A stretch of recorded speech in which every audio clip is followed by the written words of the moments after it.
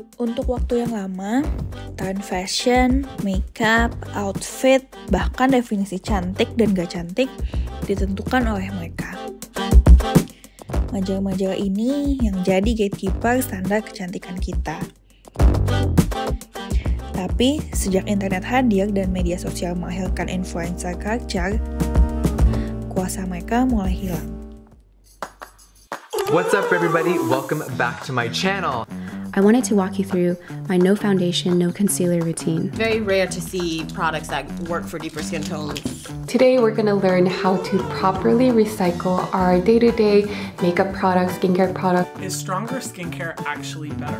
Gue pingin ngobrolin soal skincare dan personal care industry in general. Aku baru aja belanja makeup 25 juta rupiah.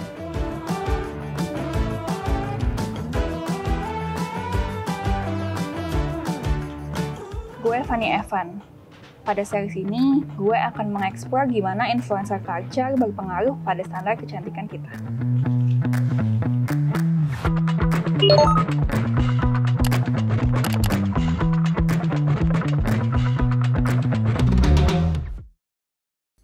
Orang-orang yang suka fashion pasti kenal ibu satu ini, Anna Wintour. Dia editor-in-chief-nya Vogue Magazine. Salah satu figur terpenting di dunia fashion, sekaligus host Met Gala, acara fundraising sosialita dunia paling fashionable selama hampir 30 tahun terakhir. Lewat Vogue dan pengaruhnya, Anna berada di puncak hierarki para gatekeepers majalah fashion. To be in Vogue has to mean something. Untuk waktu yang lama, orang-orang kayak Anna menentukan apa yang bisa disebut fashion, siapa yang boleh tampil di majalah, yang boleh masuk ke industri, dan siapa juga yang bisa bertahan. Lewat majalah, kita melihat standar kecantikan dibentuk dan dilanggengkan. Model dengan tubuh langsing, kulit cerah, iklan produk yang fokus pada cara mendapatkan tubuh ideal, semuanya jadi konten umum yang kita temukan di majalah-majalah tren dan fashion. Dulu, gue juga suka baca majalah. Mau itu lihat-lihatan baru, lihat informasi seputar seleb, atau bahkan sekadar cari rekomendasi produk makeup yang oke. Tapi itu dulu, sebelum Instagram dan media sosial lainnya lahir. Perpindahan pengaruh ini menurut Margaret Untoro yang punya pengalaman 10 tahun kerja di media fashion and beauty adalah sebuah kewajaran. Memang industrinya sudah berubah, dunia sudah berubah, cara orang sudah berubah, dan cara orang melahap informasi sudah berubah. Jadi whether it's good or bad, sebenarnya ya aku nggak bisa bilang ini baik atau buruk. It's just that ya memang naturally itu harus terjadi. Lagi dulu adalah editor-in-chief majalah Dewi, salah satu anak produk Femina Group, yang mengklaim sebagai penerbit majalah perempuan pertama di Indonesia sejak pertama kali rilis pada 1972. Femina Group tumbuh jadi penerbit dengan anak usaha majalah-majalah gaya hidup populer di Indonesia tahun 90-an sampai awal 2000-an. Seperti Gadis, Cita Cinta, Ayah Bunda, dan juga Men's Health. Di akhir 90-an dan awal 2000-an, majalah memasuki masa emasnya. Di bawah MRA Group, Cosmopolitan masuk Indonesia. Disusul Harper's Bazaar Indonesia, dan juga Harvard. Tapi saat internet datang, jurnalisme cetak terancam. Banyak media cetak akhirnya harus menutup penerbitan mereka dan beralih ke online. Kayak aku masuk media itu 10 tahun, lebih dari 10 tahun lalu sih, 10 tahun lah lalu. Itu kita udah melihat bahwa web based media itu adalah suatu hal yang penting gitu loh. Dan itu misalnya media-media tradisional juga harus ikut ke sana gitu. Internet juga mengubah cara kita mengkonsumsi media. Tahu nggak sih, masa minggu lalu gue ngabisin rata-rata sehari 7 jam di Instagram. Lu buka apa aja nyampe 7 jam di Instagram? Ya, lihat-lihat produk-produk skincare gitu sih. Cara mengkonsumsi media yang berubah haluan ini bikin para pengiklan juga jadi harus berubah haluan. Beberapa tahun belakangan, akhirnya beriklan dengan influencer jadi salah satu pilihan utama mereka.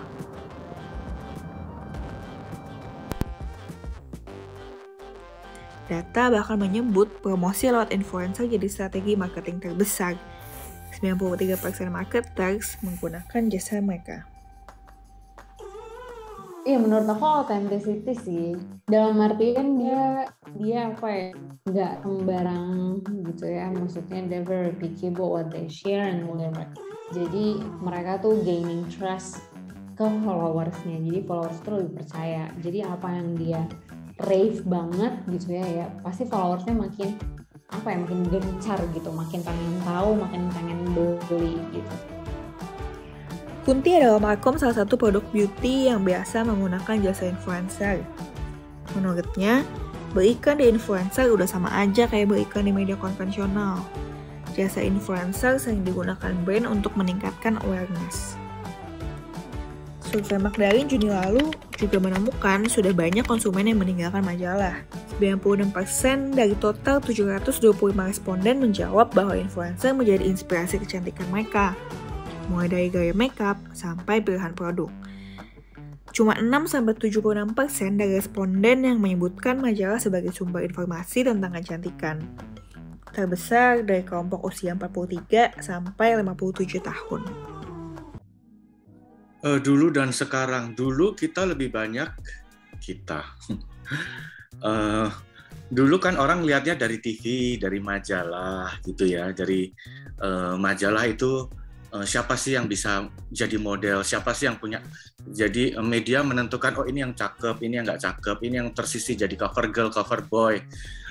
Siapa yang bisa punya kemampuan gitu segala macam. Kalau sekarang siapa aja bisa tampil gitu. Siapa aja bisa punya gaya, siapa aja bisa menampilkan sense of fashion atau sense of beauty, mau seperti apa, mau gimana, bebas gitu. Gue juga sempat ngobrol sama beberapa influencer yang biasa nerima tawaran iklan dari brand. Salah satunya Vania Tirza. Aku awal yang dapat brand deal itu ya, jadi sebenarnya followersnya masih lumayan dikit sih ya, pokoknya di bawah 1.000 kalau nggak salah deh. Tapi awalnya itu pun ketika brand nge-reach kita untuk melakukan kerjasama dalam bentuk review, itu biasanya kalau followersnya dikit nggak langsung kayak ada bayaran gitu loh. Jadi biasanya mereka melakukan yang namanya barter review, di mana brand itu ngirimin kita produk dan kita melakukan review itu dengan cuma-cuma gitu. Jadi nggak ada bayarannya. Cuman lama-lama memang tawaran brand itu kan banyak sekali kan, dan mukaku cuma satu gitu. Jadi cobanya harus pelan-pelan, cobanya harus satu-satu, dan dengan itu baru kita menetapkan biasanya namanya rate gitu. Jadi ada harganya gitu. Sama kayak Vania Tirza, Vivi Octalia juga sering bikin review produk di Instagramnya yang sekarang punya 17.000 followers. Tapi biasanya memang kalau gue di bidang marketing itu biasanya mereka akan kasih brief. Mereka akan kasih produk knowledge gitu ya. Misalnya nih serum produknya. Nah si serum ini tuh ada bahan-bahan apa. Terus kemudian mereka menjanjikan hasil kulitnya itu akan seperti apa. Itu tuh biasanya di produk knowledge-nya bakal dikasih gitu. Ada brand yang harus plek harus ngomong sesuai brief. Ada yang dikasih kebebasan. Kadang-kadang nih kebanyakan sih kalau di marketing, kalau yang negatif itu akan sedikit di push down nih, Van, kayak gitu. Gue jadi keinget omongannya Marji.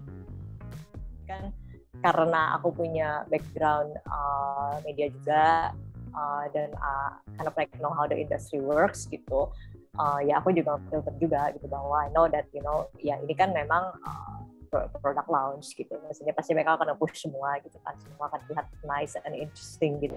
Tapi menurut lo perkara perpindahan iklan beauty dari majalah ke influencer tuh masalah new media doang atau enggak sih? Menurut gue kayaknya bukan masalah format juga sih, lebih ke sistem kurasinya kali ya. Kalau misalkan majalah kan ada editor yang nentuin mana yang naik, mana yang enggak. Belum lagi ada tim marketing juga. Kita nggak pernah tahu nih, apakah PMR juga mempengaruhi keputusan marketing atau enggak. Iya nggak sih? Menurut lo gimana? Setuju sih, soalnya kalau influencer kan nggak punya kurator kan? Exactly. Meskipun beberapa influencer besar mungkin udah punya tim ya. Tapi gue rasa pertimbangan mereka untuk tembak proposal atau enggak lebih ke motif bisnis aja gitu, ekonomi. Bener sih. tapi di satu sisi tuh media sosial lebih diverse gitu kontennya, kita lebih punya banyak pilihan. Kalau misalnya dulu, kalau misalnya media, kita taunya one size fits all information type. Jadi kita disajikan satu bentuk informasi, terus udah gitu ya udah kita nggak bisa personalize tuh informasi itu buat kita tuh cocok apa enggak.